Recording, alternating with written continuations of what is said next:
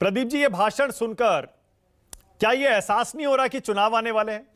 प्रदीप जी, चुनाव का तो बिल्कुल बिल्कुल बच चुका है।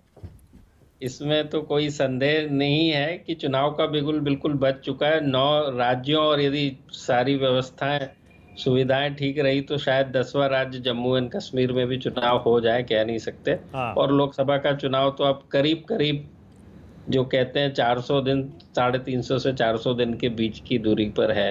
ठीक तो है। सब लोग अपने अपने पोजीशनिंग, प्रिपेयरनेस, अपने अपने, जो मैं हमेशा कहता हूं कि जैसे ही चुनाव आएंगे तो दावे, वादे, इरादे, सारी की सारी चीजें आ जाएंगी। जो इनकम्बेंट गवर्नमेंट है, अभी आपने सुना मोदी जी को, उन्होंने अपने सारे इस कार्यकाल में एक के बाद एक जो बड़ी बातें हुई है उसको कोशिश की है गिनाने की, जम्मू एंड कश्मीर 370 से लेके और भी तमाम चीजों को।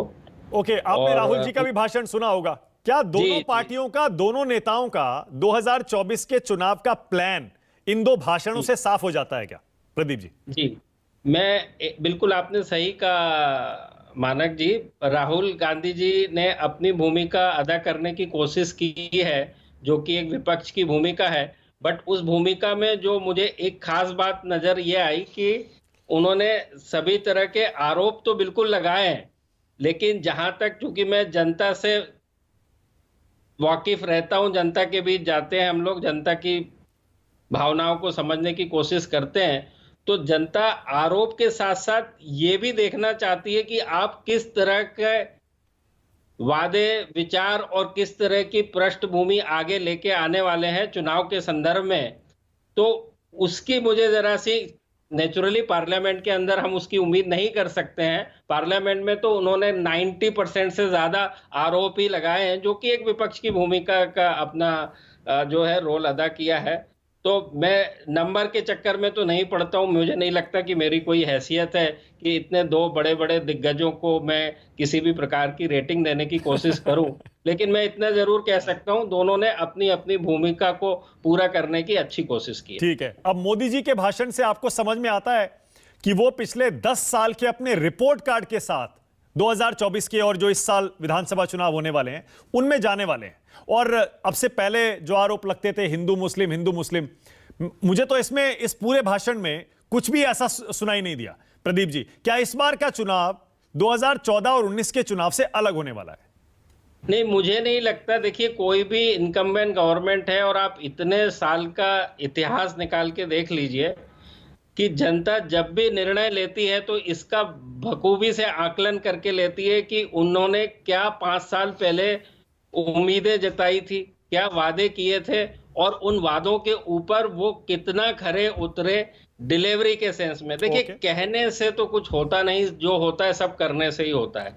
एक है सेइंग और एक है डूइंग। नहीं नहीं, आप लेकिन कह यहां कुछ तो भी दीजिए। हिंदुस्तान में तो प्रदीप जी भावनात्मक मुद्दों पर वोट तो पड़ता है ना, इसमें नहीं इसमें तो नहीं कोई शक नहीं नहीं, नहीं नहीं पड़ता है। नहीं, बिल्कुल नहीं, बिल्कुल नहीं, बिल्कुल भावना। आप इस बात से अंदाज लगा लीजिए ना, मैं आपको 3 अच्छे एग्जाम्पल देता हूं, आपको आइडिया आ जाएगा। करीब करीब 33 साल राज्य किया लेफ्ट की सरकार ने बंगाल के अंदर। पिछले 5 बार से 5 टर्म से नवीन पटनायक जीतते आ रहे हैं, और मोदी जी ने एक रिकॉर्ड बनाया पूर्ण बहुमत की सरकार लाके 85 के बाद। हमेशा से मिली जुली सरकार रहती रही, और उसकी जो पृष्ठभूमि उन्होंने जो उस समय की कि आपने इनको 60 साल दिए, आप मुझे 60 महीने दीजिए, और मैंने जो गुजरात का मेरा रिपोर्ट कार्ड है, ट्रैक रिकॉर्ड है, उसके बेसिस पे वो 14 में जनता के समक्ष गए। और उसके बाद से जो डिलीवरी की है उन्होंने, 14 में जो भी किया होगा, तो जनता ने 19 में जो है उनको पहले से कहीं मुकाबले ज्यादा वोट ठीक है। प्रतिशत में और सीटों में दिया है। ठीक है। तो बोलने का तात्पर्य ये है, मैं बोलना ये चाह रहा हूं कि उड़ीसा और बंगाल, खासकर आप ये चाहेंगे, किसी भी एक आम मानुष से पूछ लीजिए, कहेंगे कि यार कम से कम ऐसे तो ये स्टेट नहीं है इतने साल के शासन के बाद कि 4 चांद लग गए हो, प्रगति हो गई हो।